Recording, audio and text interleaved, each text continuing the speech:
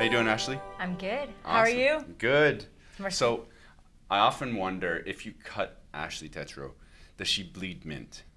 She does. She does? I think so too. She does bleed mint. You know what?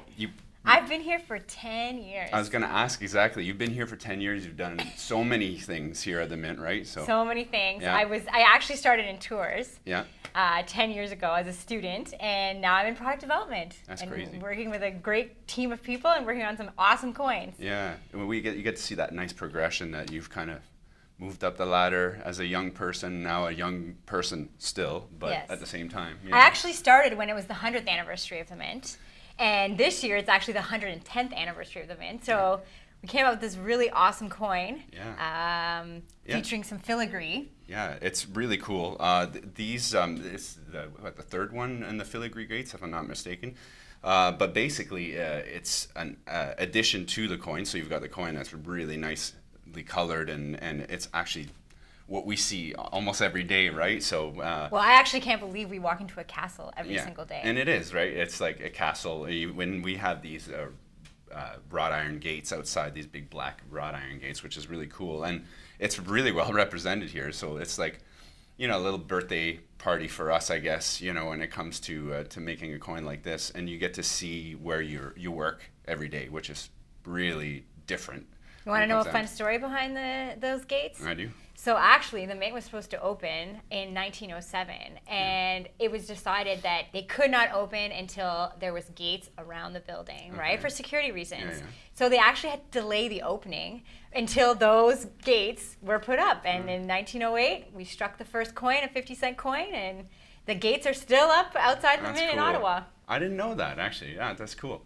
But that reminds me too. There is a video somewhere on YouTube, buried somewhere. There's a video that shows the Mint at the turn of the century too, and it's like this old timey silent video that has intersections where you've got the written word, and you see someone walk in and the security at the front is very much like a bowler hat kind of guy. Oh, how you doing?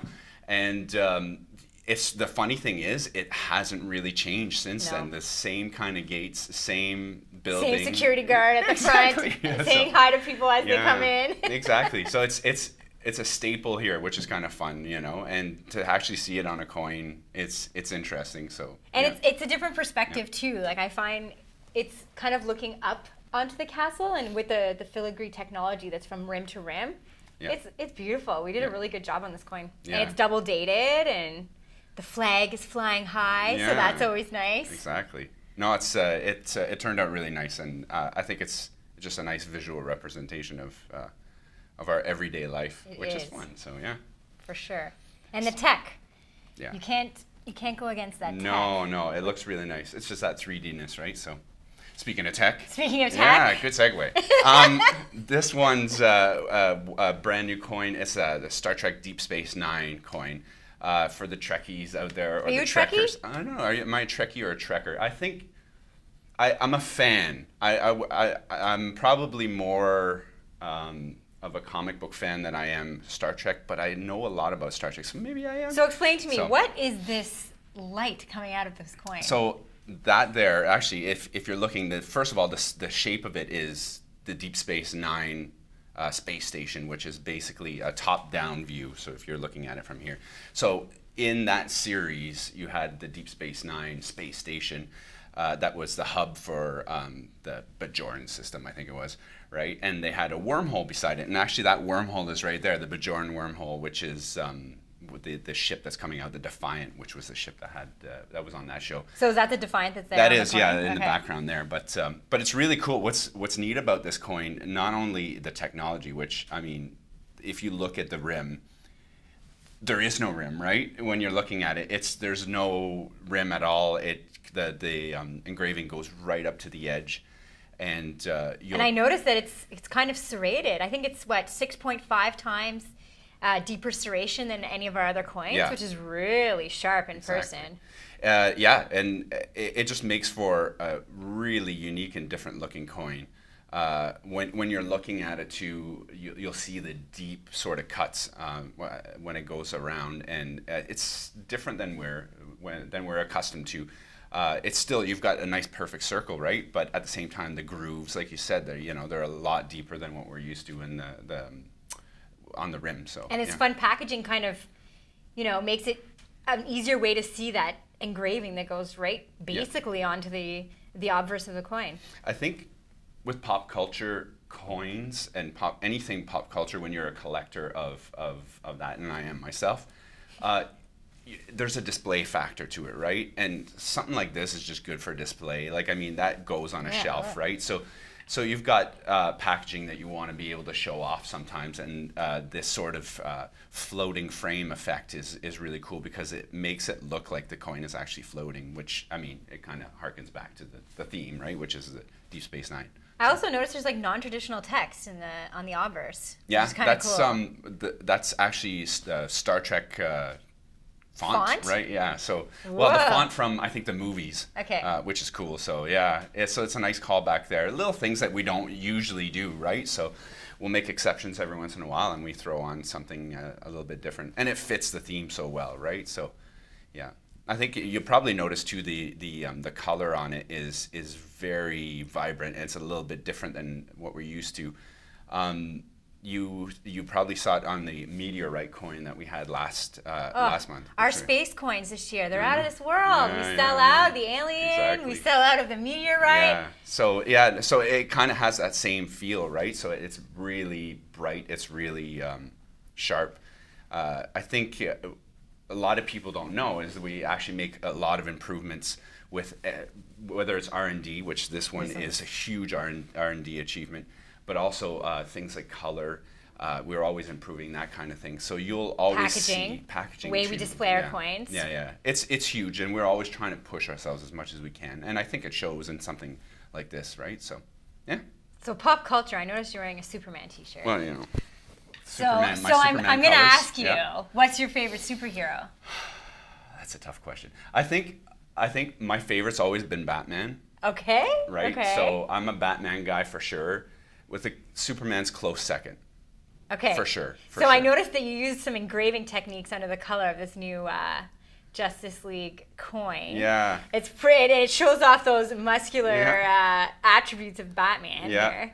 Well, both Batman and Superman and Wonder Woman are front and center because they're the trinity of DC Comics, right? So they're always going to be the main feature when it comes to that. And who else is on this? Aquaman, Flash, and Cyborg. Oh, Flash is on there too. Yeah, okay. Flash is in there. He's tucked in there. It's too fast for you to see, so. So I also noticed that we didn't go traditional artist initials on this. Nope. So explain that one to me, because I see that there's like full names on this one. Yeah. An exception that we make for certain people. The artists, which are Jason Fabok and Brad Anderson, famous in comic book circles. They're artists for DC Comics, Canadians, of course. The great story behind this is when we were doing the Justice League coins, I really, really wanted to have one of our big Canadian artists, and honestly, it was Jason in the back of my mind, Jason Fabok, that I really wanted to have him do the art on it. And a neat story about that, I was asking DC Comics if I could use them, and they were gracious enough to give me permission to do so, and that was awesome. So I was able to reach out to someone that I admire very much, and I like the pairing of Jason Fabok and Brad Anderson. But I assumed that we were going to do the colors. We do a lot of our own colors, right? So that we were going to do the colors on that. But he had recommended that Brad Anderson actually do the colors on this, and I didn't know it was an option. So I was like, of course, right? So the fact that I was able to work with both of them and people that I admire so much, it was out of this world. And then when it came down to it, like meeting them too, I got to meet them in October. Wow. And that was, that's like, I was fanboy all over. So how did that work? Normally when we get artwork, we get either line drawing, based if it's a color coin or not.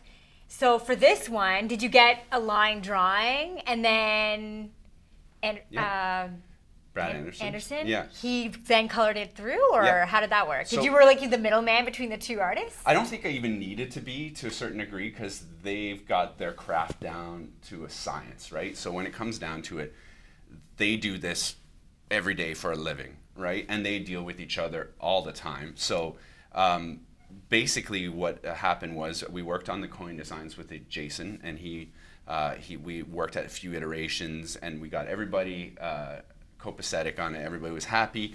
And then once that was decided, then basically Brad took over, and what he does is he colors digitally, which works really well for us. It's something that we need to do. And Jason doesn't. It's not digital. It's all no, by he hand? does. He actually with this one he did it digitally. Okay. He does both traditional and digital, but in respects to this. For us, it made it easier for him to go straight digital right away. So did you use the same artist for this gold coin as well? I did, yes. So it's Jason Fabic and Brad Anderson as well. This one was fun because obviously it's a 14 karat, 27 millimeter coin, so it's a little bit smaller. Yeah. That one we've got room for everybody to be showcased, but this one here is a little bit smaller, so you had to be selective about who you chose unless they're really tiny, which we don't want. So this one here, we decided to focus on the Trinity, so Batman, Superman, and Wonder Woman. So one of the things, I don't know if you'll notice, it looks like a comic book cover. So one of the things that I had spoken to Jason about, his covers are great. I was just going to ask you, did we just use one of the comic book covers that already existed, Nope. or is this original artwork just found on these coins? It's just for us. So you'll Wow. only find it on the coins. It's not on any covers or anything like that. But it's reminiscent of the type of covers that Jason Fabic does, which is really cool, right? So how many, what's the mintage on this one? That one is 2,500. Wow. So, yeah. So So very 2,500 of original artwork by basically. you two guys. Yeah. So That's awesome. which is fantastic, right? So yeah, and it's fun to. I was there at the unveiling when we showed all the coins to Jason and Brad in person. So I mean, they'd seen the art a billion times. Obviously, we went back and forth quite a bit, but to see it on coins and their reaction was really cool. So there's a video out there even where you see their reaction, and it just to see how proud they were was really nice, and it made me really proud too at the same time. And it's one of those highlights that I get to look back at my career at the Mint. And maybe when I hit my 10 years like you, I'll be able to look back, and that'll always be a highlight for me for that. So, yeah. Cool. Yeah, it's pretty cool. Yeah, and these ones, all these three are actually out now at mint.ca. So they're available as of right now, and we're launching this one in the month of August. So those people that are looking in advance, you get a sneak peek at the 110th anniversary, which is really cool. So yeah. Awesome. Is this the type of coin that you would collect with the 110th anniversary when you're going back to this one? Because I love it so much. Is this? I think it would be a nice souvenir to definitely have this one, just because basically right out of university I've been working here, so I think it's a great souvenir. And even for collectors, right? If you've been collecting for years and years, this is kind of a staple. Yeah. We make the numismatic coins here in Ottawa, and this, it's the Mint in Ottawa on a numismatic coin. Yeah. So I think it's a really great one if you're a coin collector, and also I've become a coin collector. Yeah. I mean, I've bought so many coins. I've kind of become a small coin collector, so I would definitely add this one to my collection. Even just the filigree technology, which is hard to see. Like, I don't find the photos do justice, but you can the gates are really sticking out. Yeah. It's not like flat on the coin. We really worked hard with engineering and an R&D to have the gates stick out. So I think that's really awesome. Yeah, and it kind of by sort of bulging out too, you can see, and if you're looking at it at home, you could see the engraving and the color underneath. So if you're looking through the gates, you kind of catch a glimpse, but if you're looking at it at an angle, you can see the whole thing, right? So yeah, it's really cool. I think that something like this is kind of a testament to we have so many people here that behind the scenes that work on our coins and that work hard at it, like Ashley, who've been here for a very long time.